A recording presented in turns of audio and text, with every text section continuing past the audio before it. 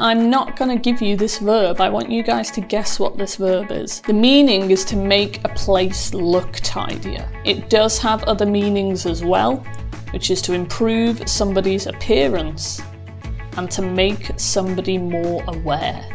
Okay, I'm going to give you 5 seconds, have a think. Make a place look tidier, improve somebody's appearance, make somebody more aware. What phrasal verb could that be?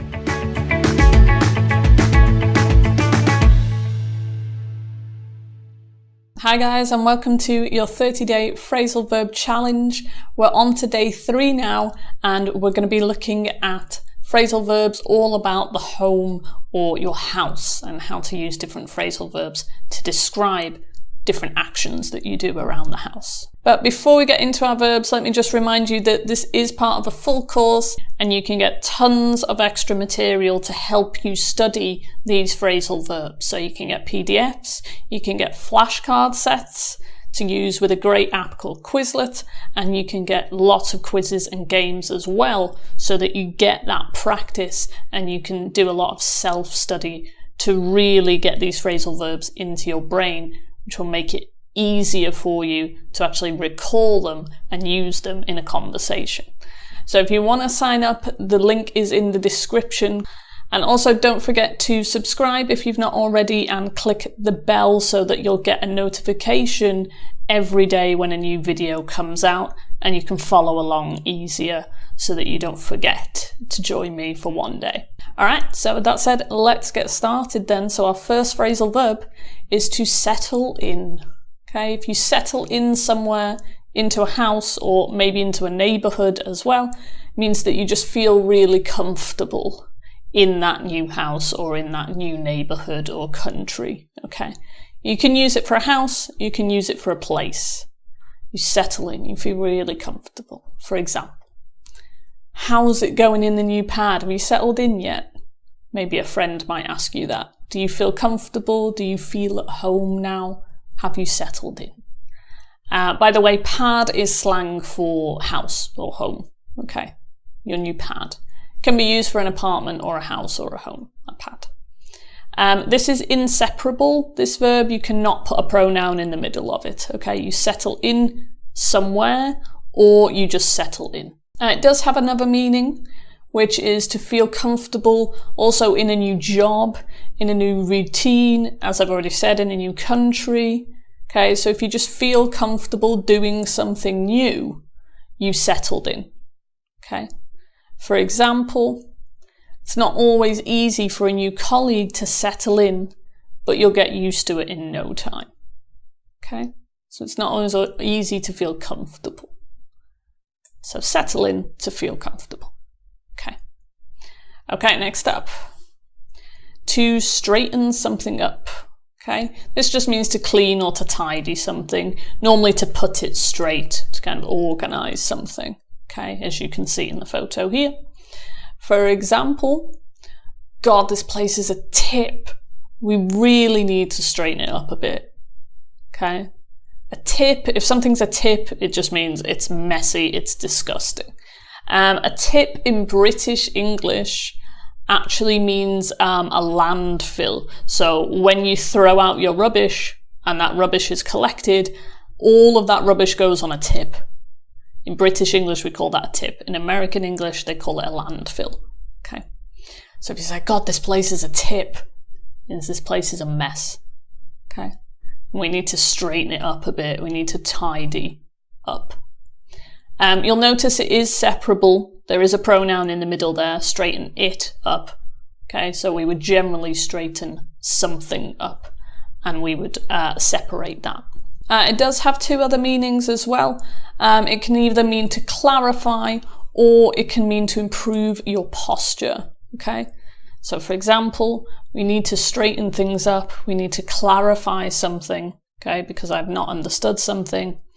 Or if you improve your posture, often someone would say to you, straighten up, and it means stand up straight. Okay, so often probably your mother might say this to you. Okay, just straighten up. There are a few other meanings of this verb. I'm not going to give you them all in this video because they are in the PDF that you can get as part of the full course. So if you want to know some more meanings, click the link in the description and you can sign up to the full course. Okay. So on to verb number 3, which is lock up. This is pretty simple, just means to lock all of your doors and windows, technically. But if you lock up, you just lock your house, basically. How do you use it in a sentence? Don't forget to lock up before you leave. You don't need to say lock up the house, because lock up generally means to lock your entire house up, okay? So don't forget to lock up before you leave. It's generally used inseparable. You wouldn't tend to say lock the house up. You'd just say lock up on its own. Okay, let's check. Were you listening? Let's have a quick quiz. Okay, so as usual, you need to fill in the gap with one of the phrasal verbs that we've just learnt. So the new job is going pretty well. I think I've now. So you need to fill it in with one of those 3 verbs. I'll give you 3 seconds. What do you think? Okay, what do you reckon? This would be settled in. Okay, so to feel more comfortable. New job's going pretty well. I think I've settled in now. Feel more comfortable now. Okay, and one more quick test. The bookshelf's a bit messy. Can you it a little? Okay, what do you reckon? Give you 3 seconds. Okay, straighten it up, which meant to tidy or to make something clean. The bookshelf's a bit messy. Can you straighten it up a little? Okay, so that's our first 3 verbs done. Heading on to verb number 4, to pull or push something to, which just is another way to say close a door or a window. So you would pull it or you would push it to. You don't need to use anything after to. Okay, this will come at the end of a sentence. For example, oof, it's freezing in here. Can you pull the door to? Okay. So you don't need to add anything after to. Can you pull it to? Can you close it? Might seem a bit odd not having anything after that preposition, but it is correct. That's how we use it. Okay, can you pull the door to? It's freezing. You'll notice it is separable. We always use it in a separable way. Okay, you pull something to, or you push something to. This doesn't have another meaning, so we'll head on to number 5, which is to clean up after, which means that you clean somebody else's mess. So you generally clean up after someone. Okay, for example, I'm fed up of having to clean up after my flatmates. They're such slobs. Okay, so it's inseparable. You clean up after someone. Okay, the pronoun never goes in the middle. A slob, if you don't know what a slob is, it's just a kind of lazy, disgusting person, unclean person, okay? Not only are they disorganized, but they also don't clean at all, and maybe they don't clean themselves either, okay? They're a slob. So if you clean up after someone, you clean up someone else's mess. Let me know in the comments if you are fed up of cleaning up after someone. Do you do all the cleaning in your house? Let me know. Give me a little comment below. And we'll move on and do a bit of practice. So again, now it's your turn to write a few phrases in the comments, and I will correct you if need be. So let's go to our wheel, and I'm going to spin my wheel 3 times. And when it lands on a phrasal verb, you guys can write a phrase in the comment using this phrasal verb. Okay. So we've got straighten up. Have a think, what does straighten up mean? You've got 5 seconds, write a sentence in the comments using this phrasal verb, and I'll correct you. Okay, have a go.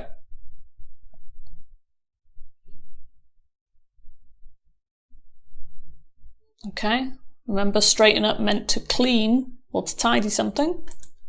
Let's have another spin. Your next verb is clean up after. That was the most recent one that we just looked at. So you clean up after somebody. Okay, you've got 5 seconds. Write a phrase in the comments.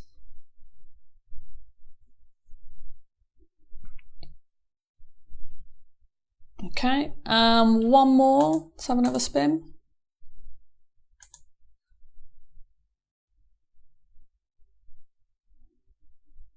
Okay, to settle in. Okay, write me a phrase in the comments with this phrasal verb, to settle in. Okay, you've got 5 seconds.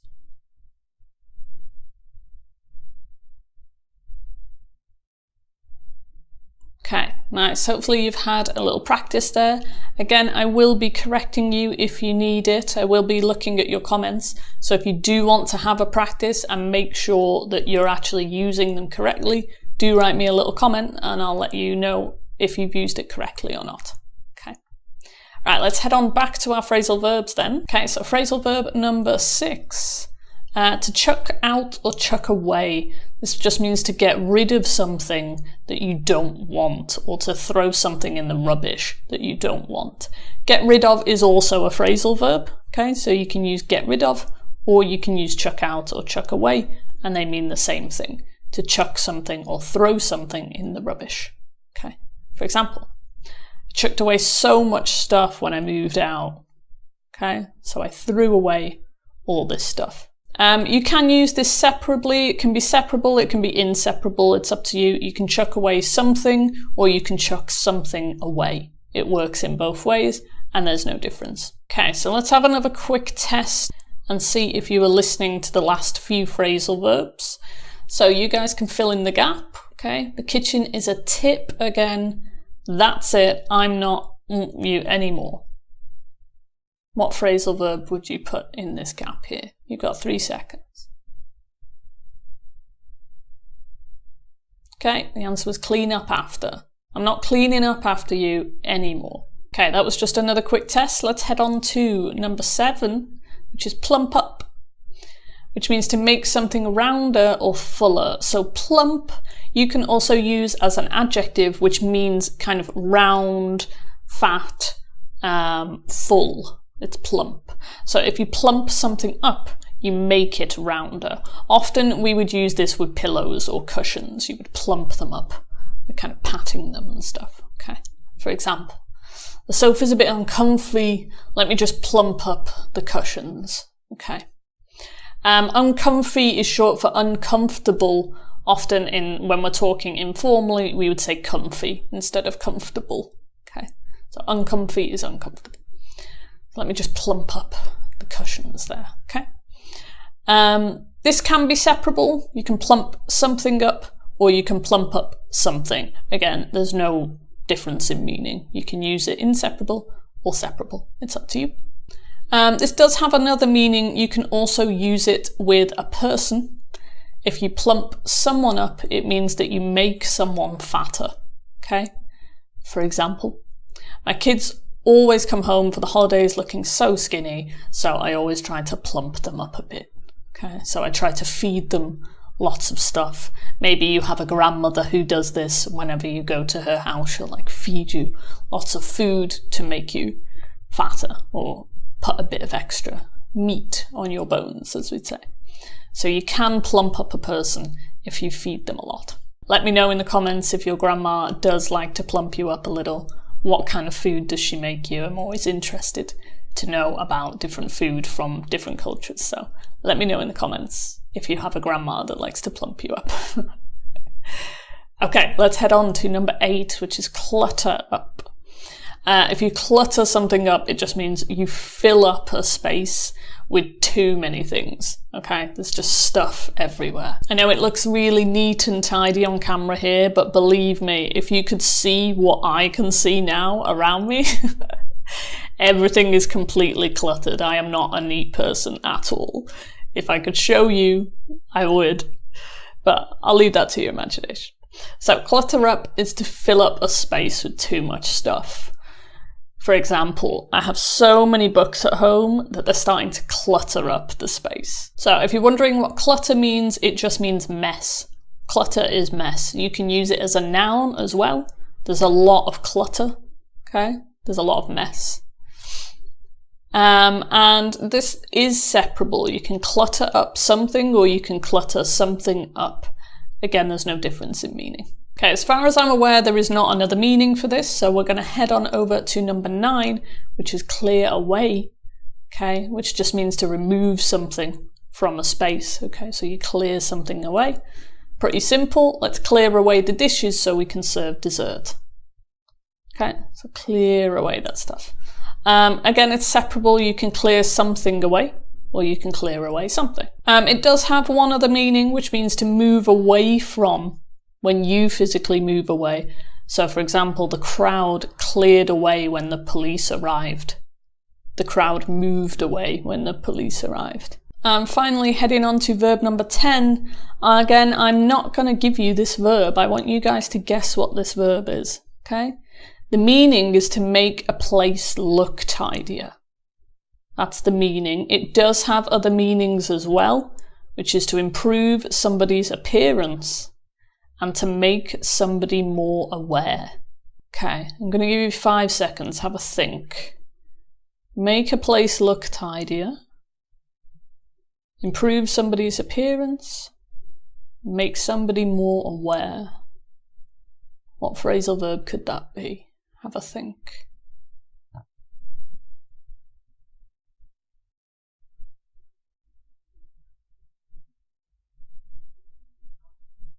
What do you reckon? Smarten up is this verb. Let me know in the comments if you got that right. I'd be interested to see how many people got that right there.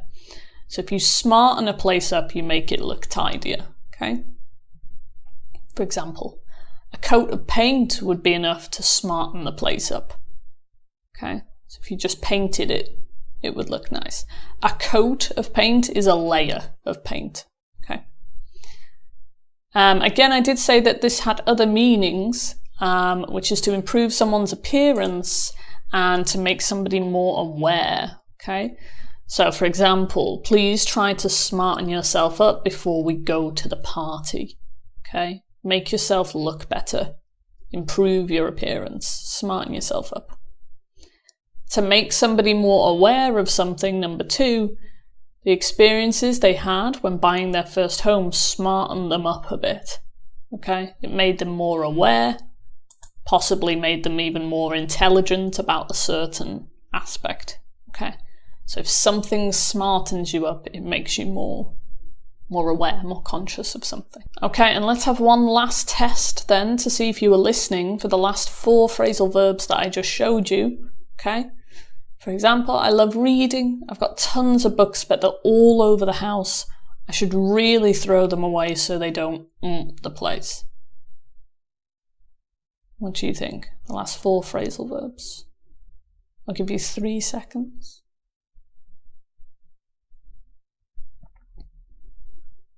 Okay, this one was clutter up. Okay, so they don't make the place messy. Okay, and there you go. There are your 10 phrasal verbs for house and home.